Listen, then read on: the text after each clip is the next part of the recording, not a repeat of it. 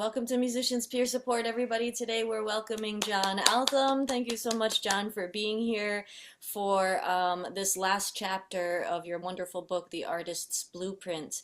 Um, how are you doing? I'm great, thank you. Yourself? Good, good. Thank you for asking. Um, you want to dig right in today? Yeah, let's go for it. Let's dive straight in.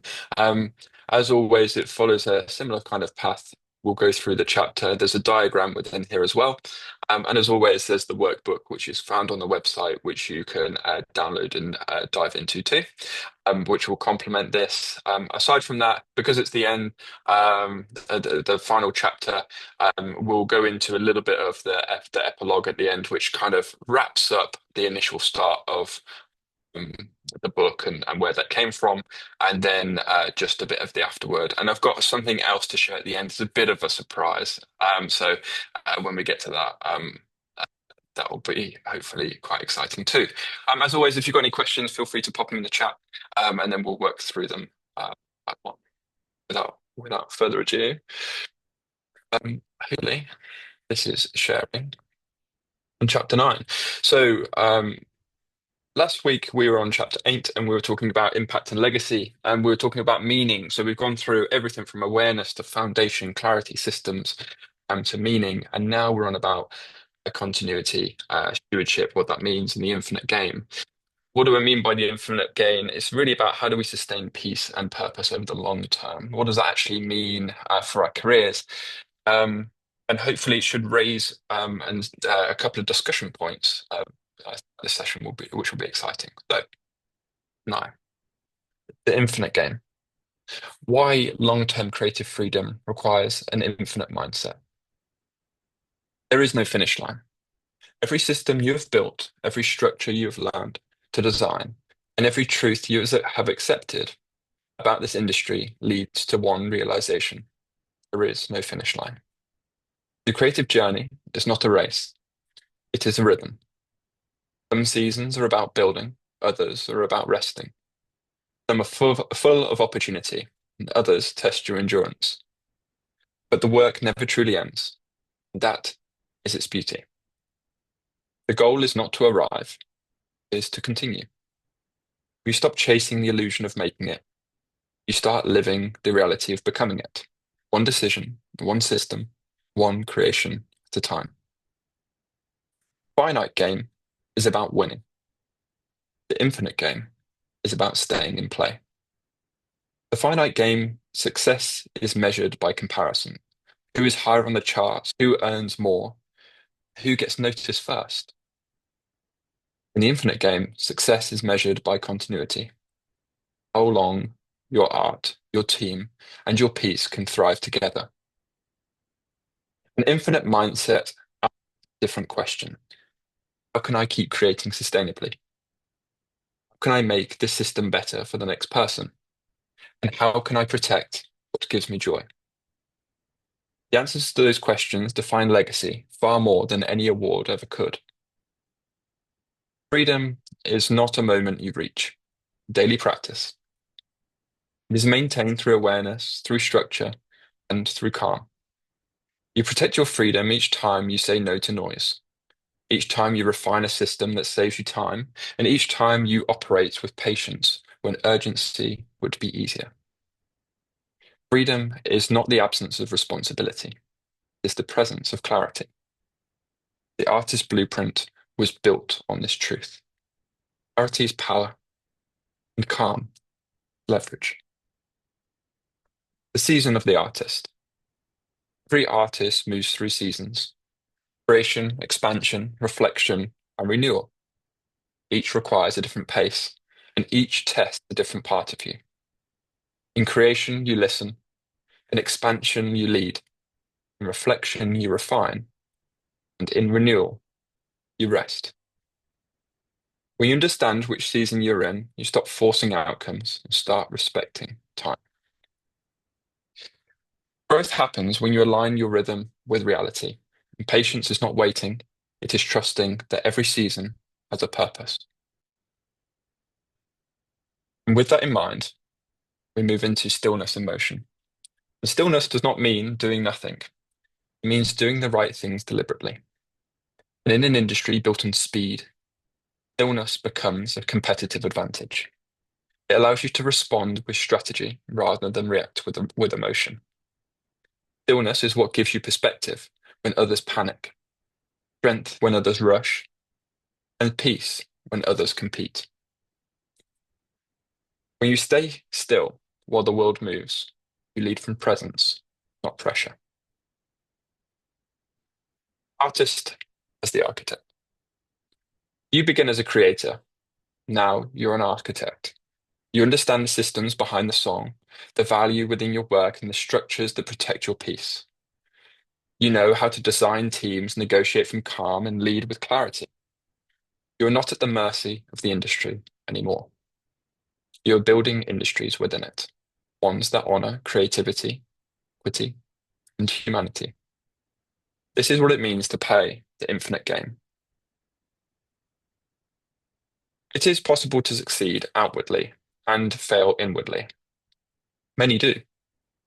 Sustainability begins when your achievements match your values, when what you build externally reflects what you believe internally. This balance is what keeps you whole when success arrives and humble when it fades. This is what allows you to continue creating long after others have stopped. The future belongs to artists who can sustain with excellence and empathy. Continuing the blueprint. This book was never meant to end. It was designed as a living document, one that evolves as you do. You will outgrow parts of it, you will return to others, and you will adapt its lessons to fit your own truth. One. Artist blueprint is not mine to keep, it is yours to build upon.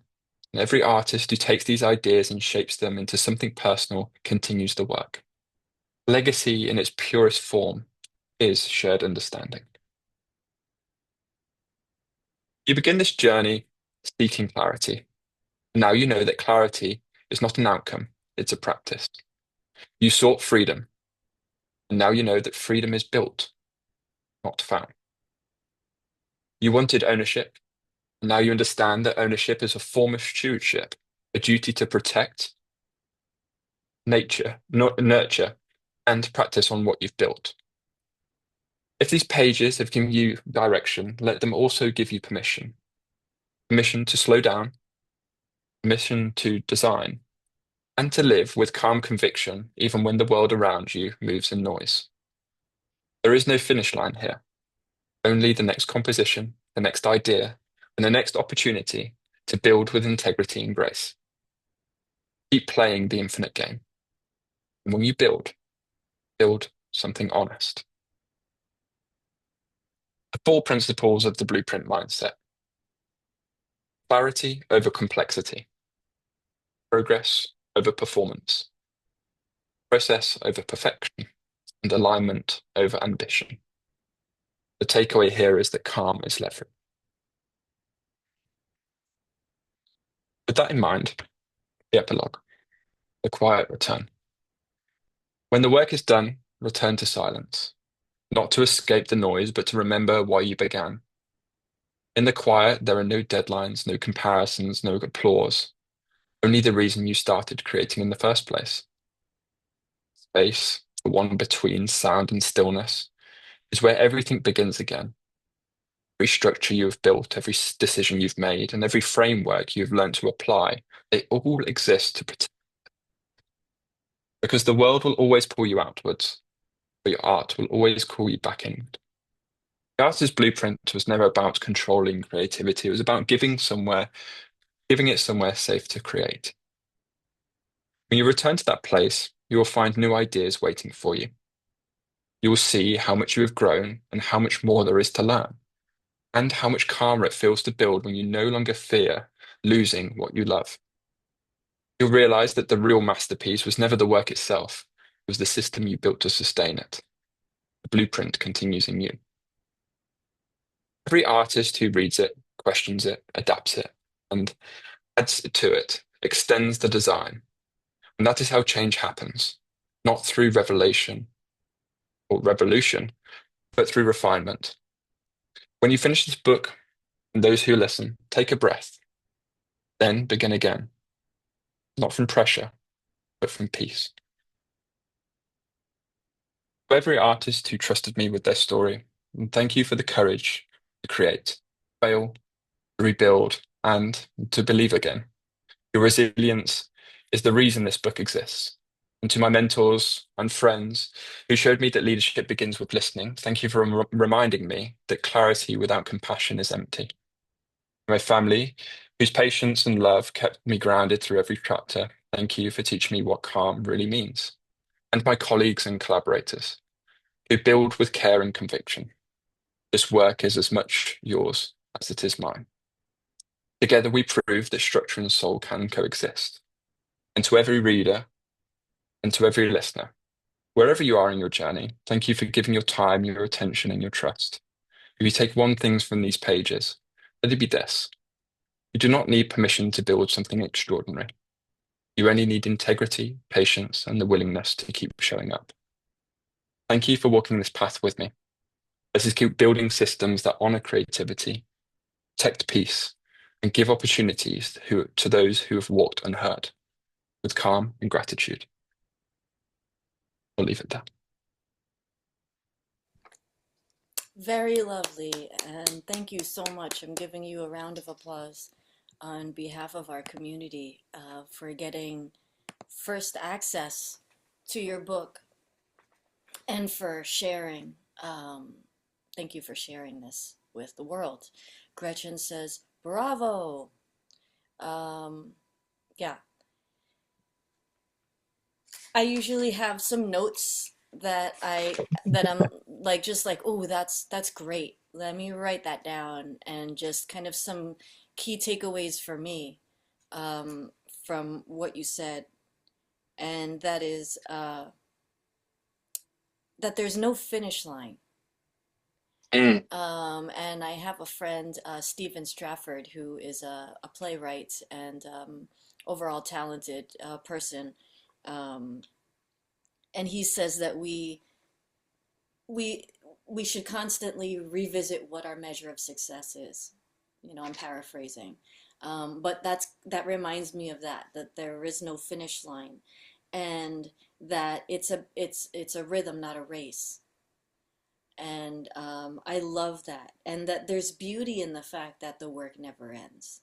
That's a beautiful thing. That there is no finish line, and that it's not a race; it's a rhythm. Because then we can relax and not like have a sense of urgency about things and mm, just kind of refine, like you said. Um, the infinite game is about staying in play. And I've found myself to kind of like, I wasn't like, okay, I have something to say, everybody listen to me. Like I know what I'm talking about. It was more just like ended up sitting somewhere in a room and people started asking me questions, and if I knew the answer I would say it, but if I didn't know the answer I'd try to find out somebody who would. um, and I started to realize that a lot of the answers were just about staying in the game, and it's mm, just it has come from this kind of consistency, and things being put into practice on a daily basis, not necessarily big major things that happen. Like you say, it's not revolution, it's refinement. And mm, protecting what gives us joy, that's just a huge thing for me as an artist, as an anchor in terms of, you know, foundational concepts that are just really good to remind myself.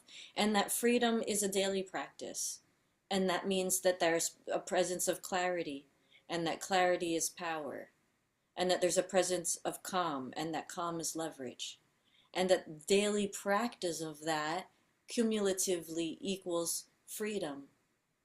Now we're talking wealth. Now we're talking longevity. mm, Um, and there's a couple things that I want to go back to. One is a graphic, and one is this little bit here, which is um, listen, lead, refine, rest. And you have this as your creation, expansion, your reflection, and renewal. And this cycle, healthy cycle, um, not, uh, kind of like downward spiral of write a song, release it, rinse and repeat. Um,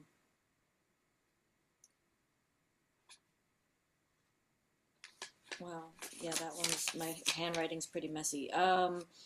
And then honoring creativity, equity, and humanity. Um, Mm.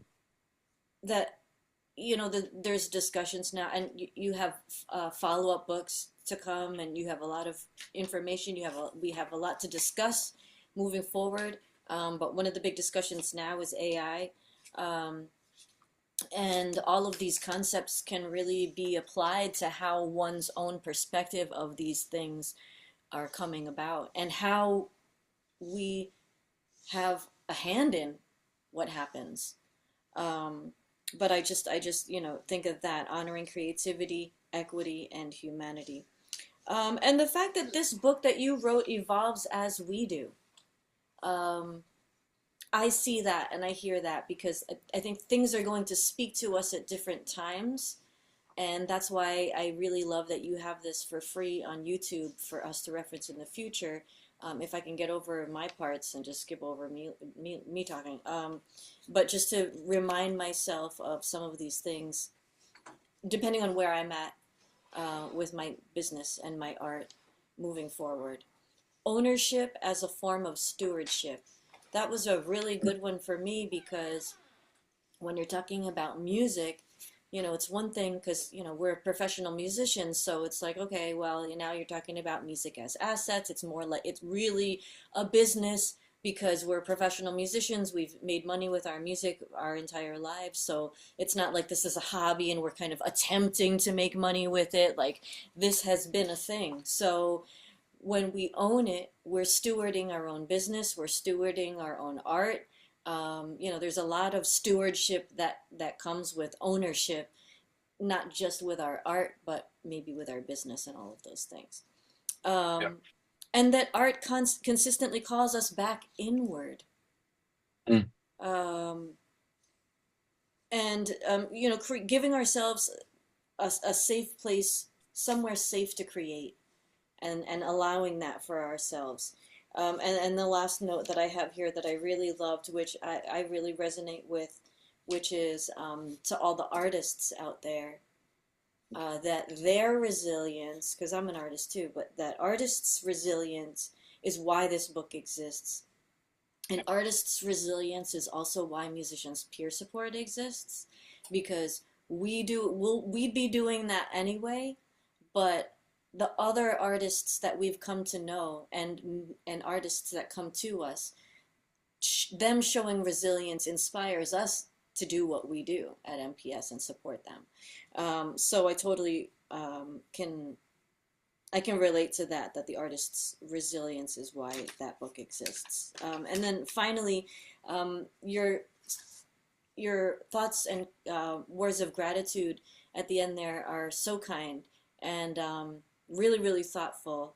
And you just deserve all the best with it. You're clearly like a generous human being that just wants things to be better for people.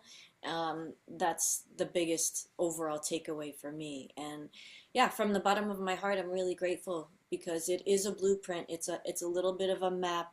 Um, we're not You're not telling us exactly what to do, like in true, alignment with my values. You're not like, it's this, and this, and you do that, 100%, you're going to be successful. Here are some things to think about. Here are some very detailed things to think about and assess moving forward. And then how about take that and run with it? I mean, the workbook alone is a huge value and resource. So, so thank you so much for that lovely last chapter. Before I check back in with you, John, just encouraging everybody in the room to type in your questions if you have any questions in the chat or any kind of thoughts about what you heard there. John, any thoughts about what I took away from what you said? Yeah, and thank you for your kind words there as well. I think what's really, really nice here, right, is coming back to that point on there's no finish line. I kind of the reason I put that line in there as well is because it's both positive and negative. There's a lot of conflict with that line. When we're in a season where we're burnt out, thinking that there's no finish line is absolutely exhausting, and you couldn't think of anything worse. But actually, as you learn to kind of put these systems and stuff into place, and you realize that you start to then operate from a place of calm and peace with it all, actually, the fact that there is no finish line, as you said, is an absolute joy because we can create for as long as we wish to at our own pace, and it's something in a way that aligns to us, which is just beautiful. Like, so that's the reason that we got started, right? Um, so yeah, subtly, I mean, it's a theme through the book, but there's points in there where it's supposed to pull you both ways, depending on what phase you are or what place you are as an artist. Um, and I love how you kind of picked that up. And this infinite game is all about having that growth mindset, and it's so so important. And my takeaway when writing this as well was that ultimately, I think we all knew parts of this deep down, yet we never had a reference of how to define it or create the language for what that meant for us in the industry. And I think that the biggest difficulty in terms of what I say from like music, deal, and rights literacy in the music industry generally is that we don't really have a shared language. We don't understand what it means. People talk about, publishing splits, rights, blah, blah, blah. And it's done in a way that is very, very complicated. Um, and also done in a way that when we talk about an artist's career generally, there isn't a shared language that we all understand that is aligned to our values and what we really want. Um, and I think these things like stewardship in particular, and I'm glad that you picked that up, is so, so important because it does it without ego. It takes ego completely out of the equation. And whilst, yes, it's about duty, that is important. Sometimes, again, I use that word again, it's both heavy and very, very light because if it's, guiding in the right direction, it can feel like, yes, this is the right direction for me. But sometimes duty can feel very heavy because it's an obligation rather than it's a love and contribution. And what I would encourage artists to do as they do all of this is try and move to a place where they are building whatever it is from a place of ideally love first, whether that be what you really, really enjoy doing, or love to contribute and give to other people, and then contribution. Um, you can move it around, but what I often find is then if you can put contribution first as well when I've been playing around with this type of way of thinking again, the duty element of obligation sometimes becomes too weighing on everything else that you want to give. So that's kind of my real takeaway with this side of it is that those two focuses of love and contribution, how that affects then your growth mindset and the infinite game that you end up playing within this industry. And as a result, all the pressure then starts to kind of melt away really, really quite nicely, and you can kind of navigate this well. You'll find that your decisions are going to be much, much easier, and you can operate, as I said, with a place of calm rather than urgency and panic. And this is where a lot of these deals, where they're signed, go wrong. Um, it's not because it's anyone's fault in particular. It's more the fact that there was urgency and the timing aspect that really, really skewed things. And once we take an aspect to just breathe a little bit, pause, mm, we gain that clarity and ask different questions. Yeah, thank you for that. Gretchen says, your book is so empowering, inspirational, and liberating. It is written with Yeah. such humility, integrity, and grace. I especially love how all the pieces you have woven together to help an artist stay and play also help keep the artist's spirit of play alive, which is foundational to the creative process. Much gratitude for sharing your wonderful creation with us. Gretchen, Yeah. very, very well said. Thank you so much. You're so Thank articulate. you. Beautiful words. Mm. Um, I agree. Thank you so That much. spirit of play is something that I hear from therapists also. Uh, Mm. several mental health professionals have have kind of shared that with me about that kind of playful curiosity, play like a child, be silly, um, and how that's mentally healthy. I'm not a mental health therapist. I will put resources in the description below there. But I know that a lot of what you talk about in your book, just the vibe of the book, aligns with my mental health journey. Um, so yeah, it's a really great resource that I will be referring to in the future when it comes to it, like I said earlier. Thank you so much for that, Gretchen. And anybody else in the chat, if you have questions, questions are welcome. Do you have anything else for this chapter? Does this chapter come with any worksheets, or would you like to, well, and since we have time, would you like to just chat a little bit about the workbook in general?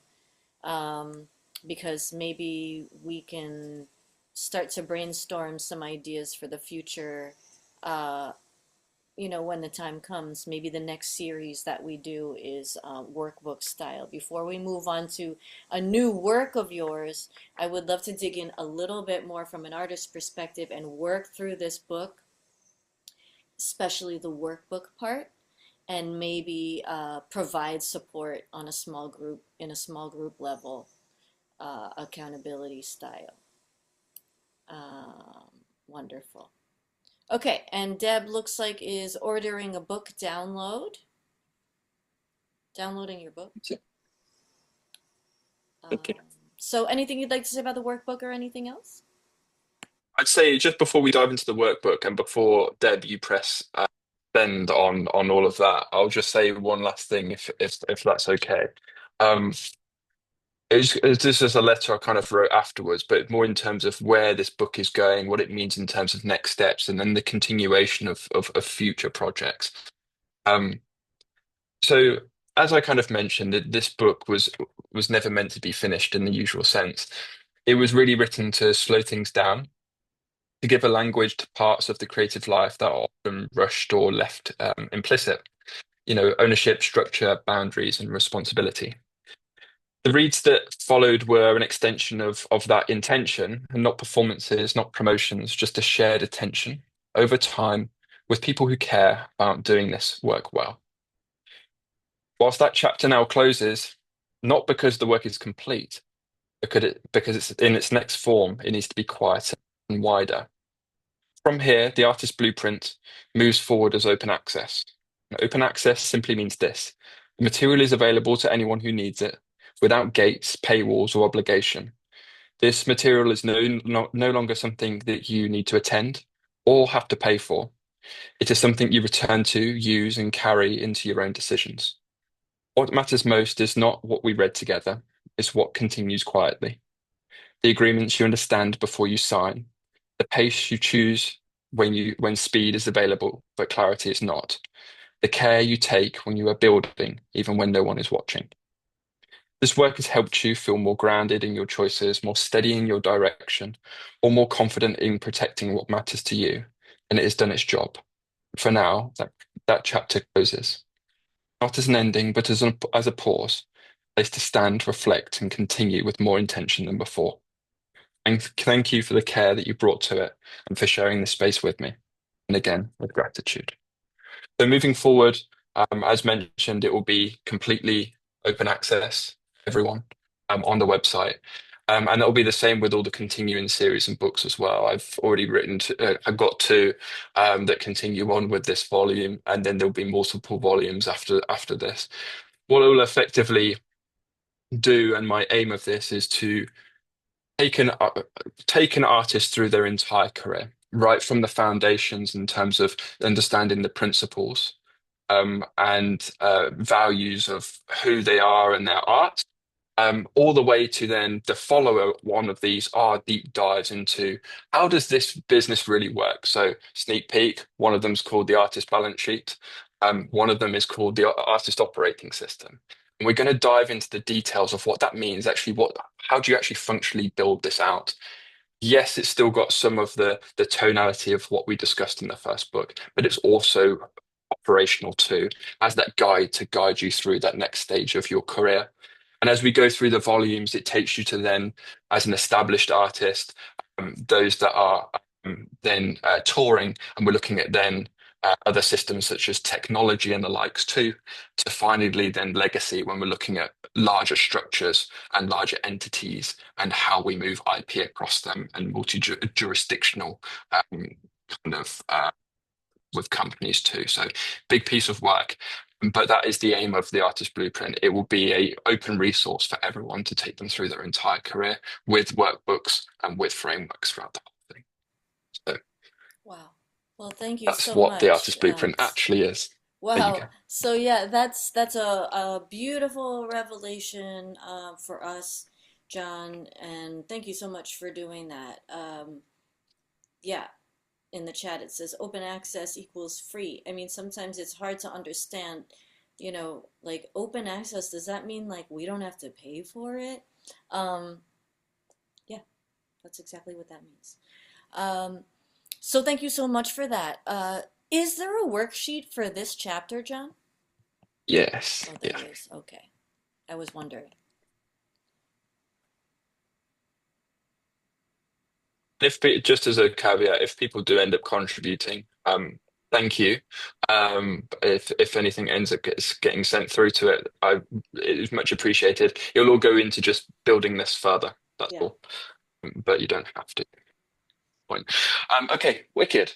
So, and on that as well, you'll see on the website there is a kind of open access kind of charter on there, kind of really defines what this will do and what it won't do, just for clarity. So, yeah, feel free to give that a read as well. So, yeah, chapter 9, the workbook, follows a similar path to the others, which is great. It focuses on legacy and optionality. Um, First things first, is the long-term reality checklist. You've never defined a long-term endpoint or that you've never got exit scenarios mapped. This is really a case of understanding, where we're at now. Again, not looking at blame here at all, just some subtle accountability and awareness, really, more than anything, in terms of what's actually going on. Um, and maybe, again, as always, it could be something completely different, and it gives you a space to kind of um, like that. It could be also you have no plan for catalog stewardship. You might find with some of these that actually they're not appropriate at this stage of your career, but it's interesting because you found, oh, stewardship and catalog stewardship. I'm not there yet, but I'd like to think about that in the future. Let's put a star near that, and what does that actually mean?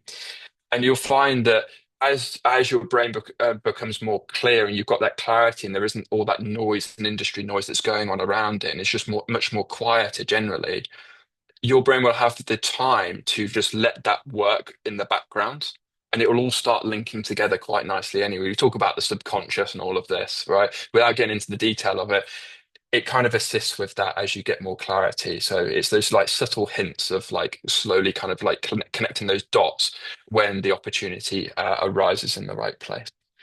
Um, a nice one here is you can't articulate what done looks like. Really, really important because sneak peek to what's coming in the future. We talk about mental load and the importance of finishing projects. Because actually, all these unfinished projects and unfinished tasks that we have, when we don't even realize, continues to have cognitive load on us. And that can make a massive difference over time. So actually being able to complete a project and then actually think to put it aside is really, really, really helpful in terms of your long-term plan. Um, and that's why that's kind of in there. Then we go through your optionality score again. One, it's locked in, or five, you're completely flexible with it. So this is more very different from previous chapters in the sense of like scaling you on strength. It's more a case of optionality, as it mentions here, very, very specifically. Time autonomy. How important is that to you in terms of how much time you want and how much time availability do you want, whether that is personal life or within your career to make the decisions that you want? Um, Reputational stability. How much risk are you willing to take? Are you, locked in completely on that? There's not much wriggle room.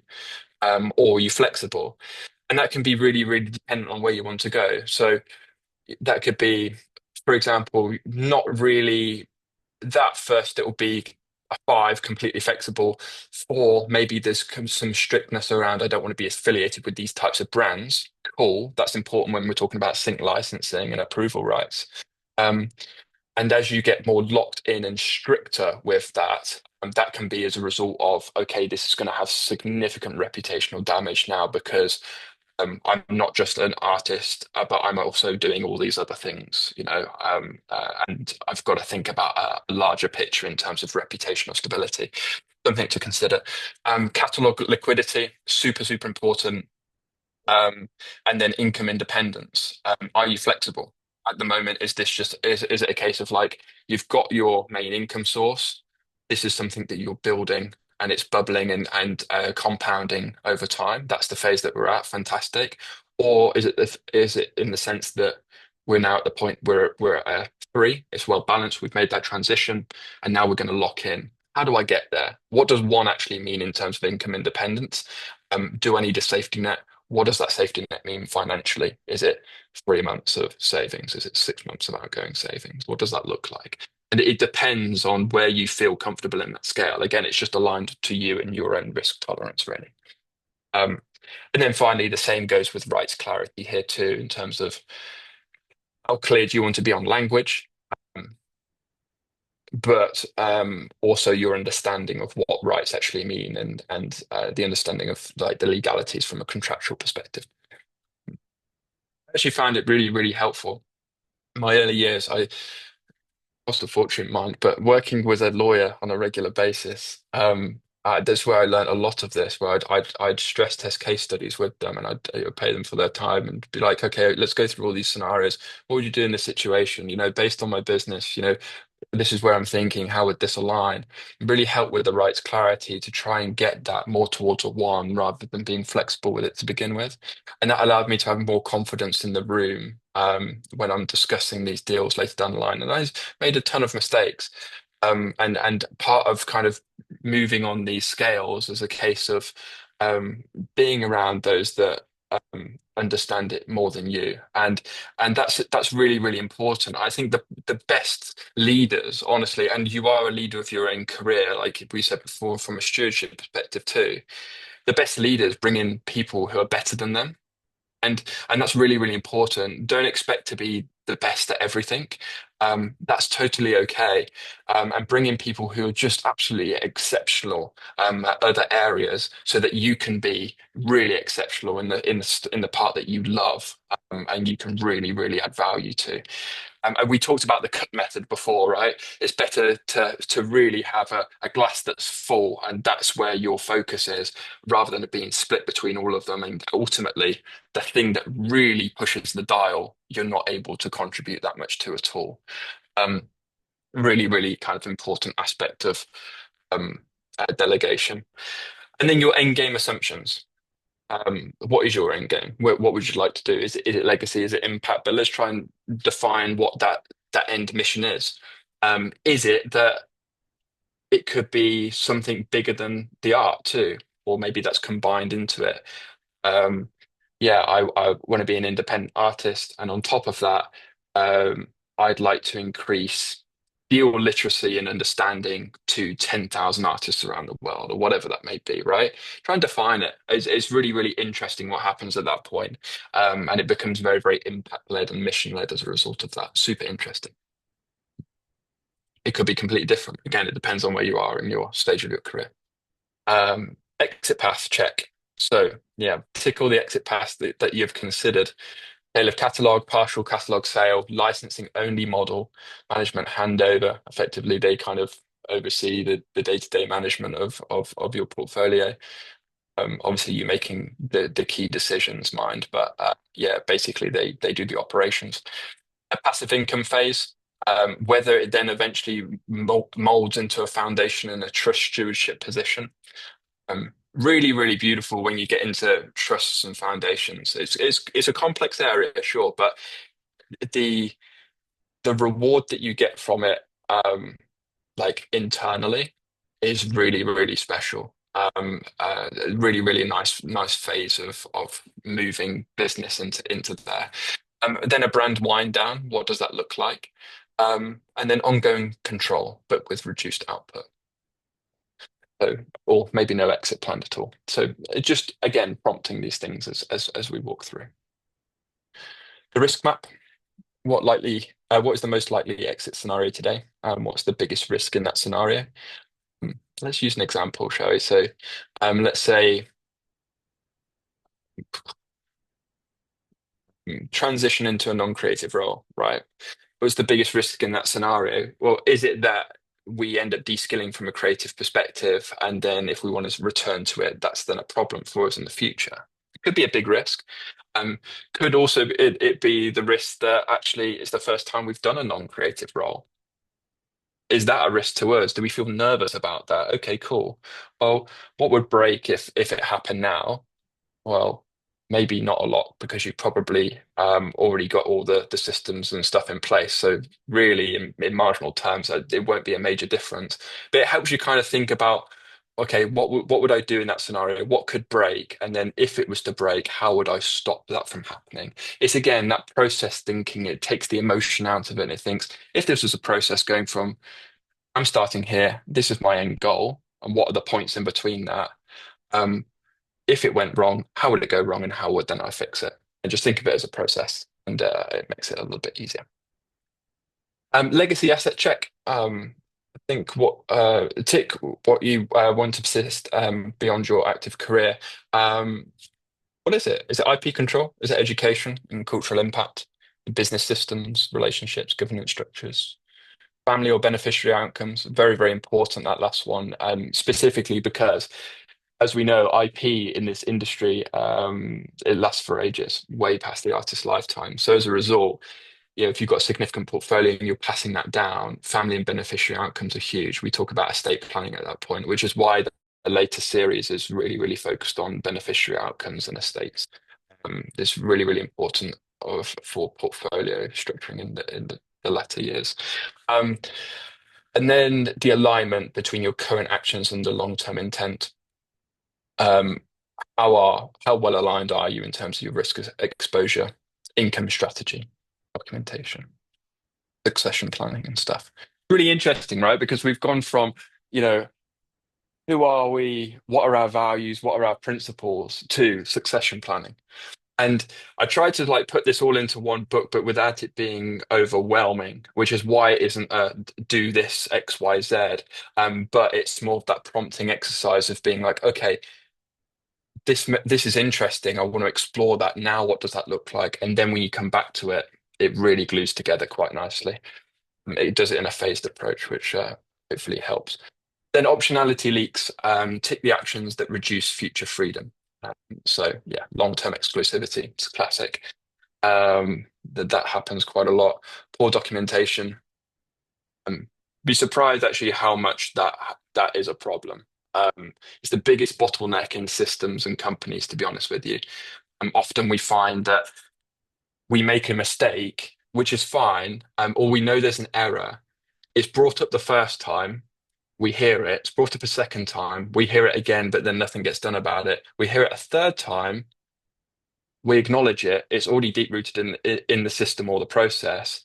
And then four, later down the line, a problem happens as a result of it. We knew it all along, but we didn't act on it. And it's always the case of like we've heard it, yeah, cool, sure, I'll do something about it. It's on my task. Never did it. The whole thing gets or it's like a deck of cards that all falls down, unfortunately.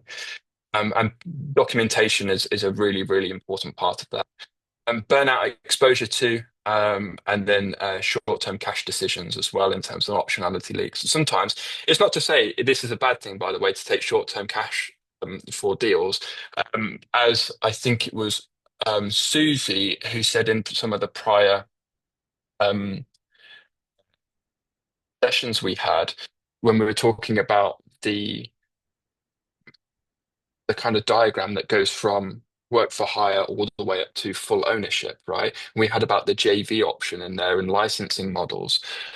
This is where this short-term cash decision can be quite interesting because it's not to say short-term cash is bad, it's that in the right place, actually, it's very, very helpful because it can increase that savings threshold to give you more optionality for the future.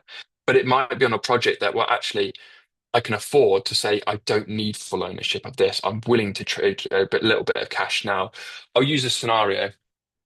you've produced, and just to reinforce this, the best side of the record to always be on is the publishing or compositional side. Always, it's where all the money's made. The master side, it's not generally. You get squeezed massively. Because if anyone ever does a cover, it's the composition and publishing side that will always get redone again. The master is just the new sound recording.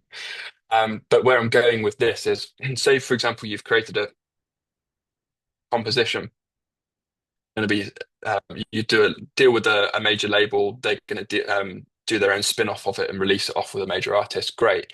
You've then got the option. You've got 100% ownership at that point of this record on the compositional side, providing you were the one that was the sole person who did it. The options you've got at that point are one, I don't need the short-term cash. I own it all because actually you don't need any of the structure. I have a co-publishing deal for 50%.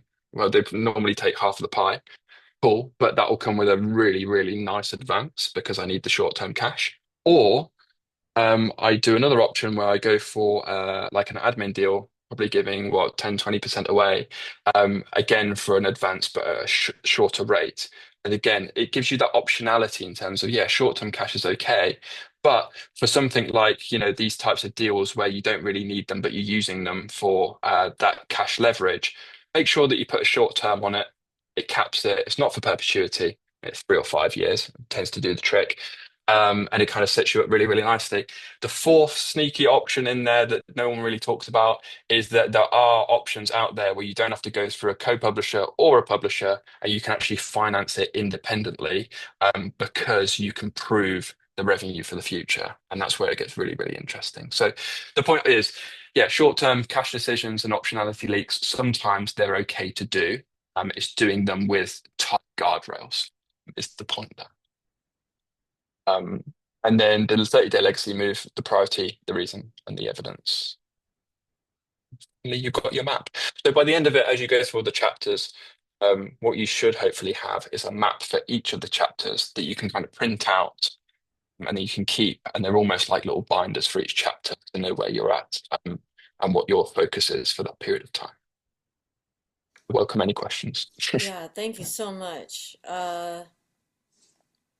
My mouse wants to scroll. Yeah, there you go. That's what my mouse wants to do is go right back up to the and just kind of like, where are we back at the top? Yeah, there we go. Okay. Yeah, no, that's really great, John. And it doesn't just make me excited for the future, honestly, it also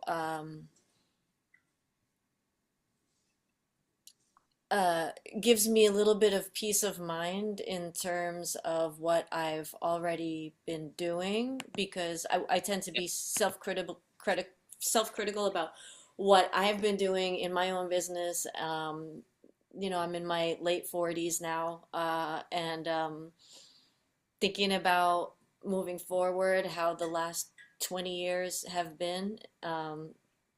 30 years actually, how the last 30 years have been and how the next 30 years are going to look. Um, and I tend to be self-critical about the past 30 years, because boy, have I made a lot of mistakes. But just noticing some of the things in the worksheet was like, maybe I didn't do so bad either. And then the examples that you give, also were making me think maybe that ended up working out in the end for me. It didn't, I thought I was making a bad decision, but if I'm thinking about it now, 10, 15 years later, 25 years later, that might have been a pretty good decision. So, yeah, so thank you for that. Also, to the room, welcoming any questions. If you do have any questions or comments, please type them in the chat. I know we did have a comment. About your It's interesting. generosity. What a beautiful, generous spirit you have. Thank you. Texas. Ah, good point. Thank you. It's interesting, isn't it? Because with a lot of this, it's so overwhelming is this industry. And we said before as we've gone through this, trying to be too harsh on yourself in the sense that you made the best decision you could at the time, otherwise you simply wouldn't have made it. It seems simple, but it's true. because you wouldn't have made the decision otherwise.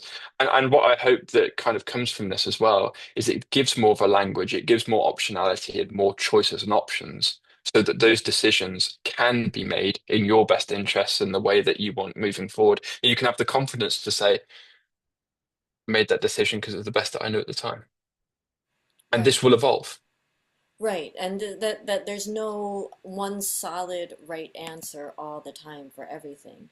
Um, Yeah, So I know we're about at time, but I hope you don't mind if we just go back to the last chapter. There was one little graphic that I did want to take a look at, for um, sure.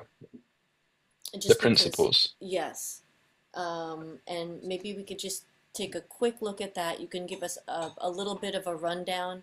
I think this is a really great kind of wrap up for the series, as we start to wrap up the recording here. Just tell us very briefly what this is, John, if you Yeah, would, so please. this is the kind of like the blueprint for principle mindset that I would say is key as an artist. As I was kind of like trying to distill all the pages down, um, we talked about it before in terms of, process over perfection. Super, super important. Getting the content out there regularly, or completing something. Um, I said everything's always an evolving work. You can always redo it in the future, right? But it's better to get out there, otherwise it's not protected. And a key point on this, and it will be touched in future versions, and releases of what come afterwards. But or I'll pose a question: is it an asset until it's completed? I would argue it's not. And this is a really, really interesting part of process of perfection. If you're thinking, in a world now where catalogs are moving quicker than ever, releases are appearing quicker than ever, and we're thinking about copyright infringement and all this stuff, sometimes it's better just to get it out there, and then you know that that melody, that top line that you've done is protected and it's out there somewhere. And I think there's a real comfort in that, rather than it being half completed. You're trying to make it perfect, of which time someone's already released it. By the time you do, and then they call you out for copyright infringement. I'm using that as a general kind of broad stroke example, um, but this is really where this comes into, because it's so important. And when we're talking about from a business perspective between assets and liabilities, I would argue that an unfinished piece of work is a liability, and a finished piece of work, even if it isn't perfect in your eyes, is an asset once it's finished and released, because it no longer requires the brain power, and it can be leveraged without your effort moving forward.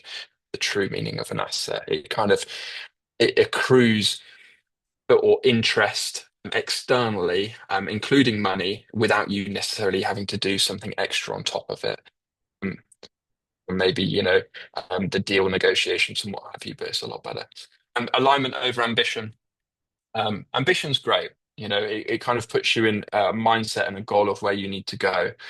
However, the point with ambition is that sometimes we have lots of different ambitions of what we'd want to do, but it isn't really aligned to our core and where we want to go. And ambition can be swayed by external things all the time. The next reel on TikTok or Instagram or whatever that may be. We're like, oh, that looks cool. Like that's my next tangent, and actually, it isn't really aligned to who you are and what you want to do. So that's really where that comes in, Yeah, because on ambition point. can be a little bit emotional and Yeah, somewhat erratic and unpredictable and not consistent. Whereas alignment is yeah. really honoring yourself, in my opinion. Exactly. Yeah, and it's moving. So all these bottom words are really emotional words, right? It's the emotional side of the industry, and it's moving that into then a system aspect of it, a process that allows you to really work through it. A progress over performance again. Performance can mean a multitude of things, but it's always about moving forward, not the celebrating. Oh, like this award, great, great, great. It's good when it happens, but ultimately, if you're already working and progressing on the same thing, that was a past thing by now. Like it doesn't really matter in the grand scheme of things, no, because you're already compounding and building, and you've actually grown past that event, even if it was a week ago. You've moved on. So progress over performance is actually a really, really interesting side, and I think as well it can keep you very, very grounded, where sometimes get swayed by the ego of the industry. It can come up very often. Um, Coming from film too, it happens a lot. So yeah, that's a really, really important grounding point, if anything. And then finally, clarity over complexity. I think ultimately, if you can't explain it simply, then I don't know whether you truly understand it. Um, and that's so, so important. And I believe that's the same from like a legal contract all the way to, um, explaining something in a group or whatever that may be. Clarity is so, so important. And I think we live in a world now where it's so noisy. There's so much external stimulus, whether that be environmental or online or whatever that may be. It's constant noise. It's just churning all the time. And I used to think, oh, there's this thing that was going around that attention is the new oil, right? It's that big kind of buzzword, like attention is the new oil. It's the thing that we need. It's all about attention and eyeballs. Massive, massive matter. I get it. But I think in a world with AI now, where things are getting so busy and the content reel has really, really started to increase, I think the real opportunity is clarity. And I think that's what people are going to need, both human clarity, and clarity in terms of what truth is and what it means and what it really means to distill a process simply. And that happens over a multitude of different subject areas. That was my take on technology and AI. Yeah, yeah. Oh, I know exactly. Thank you so much for that. It's coming up over and over again, in technology and AI, especially these past couple of weeks. So I appreciate just kind of dabbling into it this week.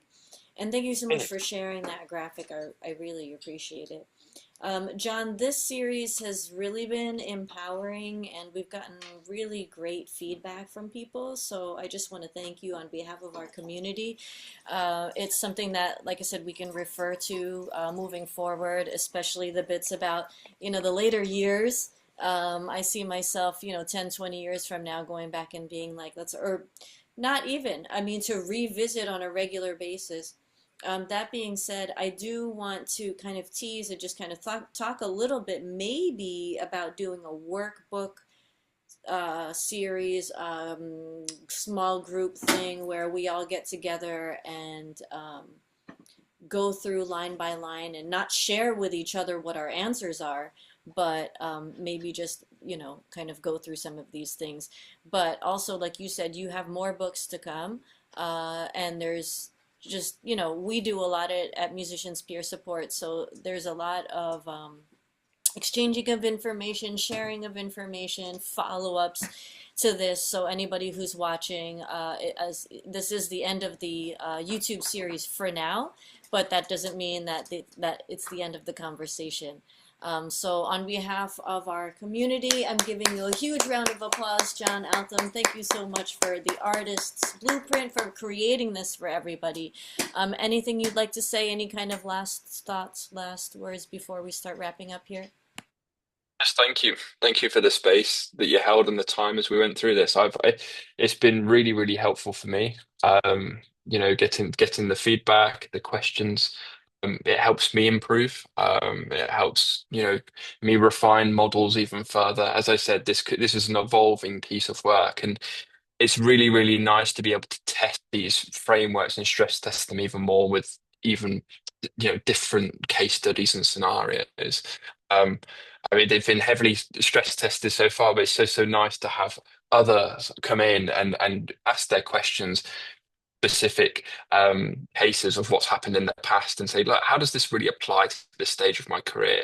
It's really, really lovely, and I enjoy that aspect of it so much. So thank you for being involved as you've gone through this, and equally your questions, and I look forward to many more of them going forward. Thank you for that, Jon. I appreciate that. Gretchen says, thanks, Rachel, for being a fabulous host. I appreciate you as well. Thank you for being a fabulous guest. And just to remind everybody who's watching now, listening in, and I know we do have people listening in. The website is artistsblueprint.com, artistsblueprint.com. The name of the author is Jon Altham, Jon, last name Altham, Altham. My name is Rachel Delgado. You can find me at musicianspeersupport.com. Thank you so much, everybody. Please join us at Musicians Peer Support, by the way. We have a host of free events to support the creative community. So please come out and see us. Also, free replays of educational stuff, and we'd love to see you in our community. So that's to everybody watching. Anything else, John? Before we stop the commercial. Yeah, I know it sounds like a commercial. Sorry. Before we stop the recording, anything else you'd like to share for the recording? I think we're all set. Thank you so much. Okay, thank you everybody for watching. Appreciate you. Oh, by the way, like, comment, subscribe, share, do all the things that people do on YouTube. And thank you for welcoming us to YouTube, everybody. See you later.